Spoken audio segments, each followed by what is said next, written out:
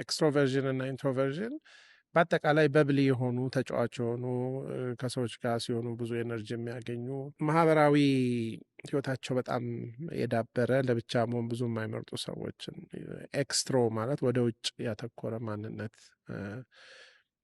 ኢንትሮቨርት የምንለው ደግሞ ወደ ውስጥ ህይወቱ ወደ የውስጥ አለሙ የገዘፈ ከውጭ አለሙ የሚል ነው እና እንዳልሽው ቅድም በዛ እድሜ በዛ የስብዕና አንጓን በለው በአንድ ነገር ላይ ብቻ ተመስርቶ የሰው ስብዕና አይሰራም። ግን ኢንትሮቨርዥን እና ኤክስትሮቨርዥን በሁሉም ፐርሶናሊቲ ቲዎሪዎች ውስጥ አንድ ዋነኛ መከፋፈያ ነው።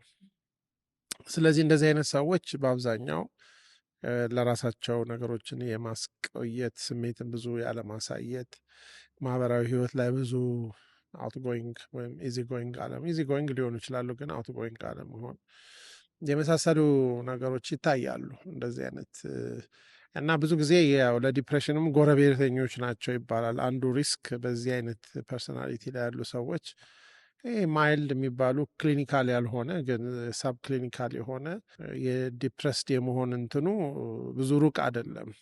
አትሊስት እነኚህ ኤክስትሮቨርት የሆኑ ሰዎች ሲያዩቸው ሳምሃው ዳውን የሆኑ ይመስላሉ። አይ ቲንክ ቤተሰብም ያንን ቤዝ ላይን ተቀብሎት ደስታ ማለት ለጠያቂያችን ዝም ማለት አለማልቀስ ምናምን ይሄ ከባዶቹ ስሜቶች አለመኖር ሊሆን ይችላል። በዛ ላይ ደግሞ ትንሽ ድብቅነትም አብሮ ስለሚኖረው ኢንትሮቨርዥን ለምሳሌ ለቅሶ ላይ ሌላው ብሎ እርሙን ሲያወጣ ስሜቱን ሲገልጽ ጠያቂያችን ወደ ውስጥ ከሆነ ያለቀሱት ያው አንሪዞልቭድ የሆነ ግሪፍ የምንለው አለ። ማለትም እርም አለማውጣት በትክክል ሀዘንን ፕሮሰስ አድርጎ አለመጨረስ።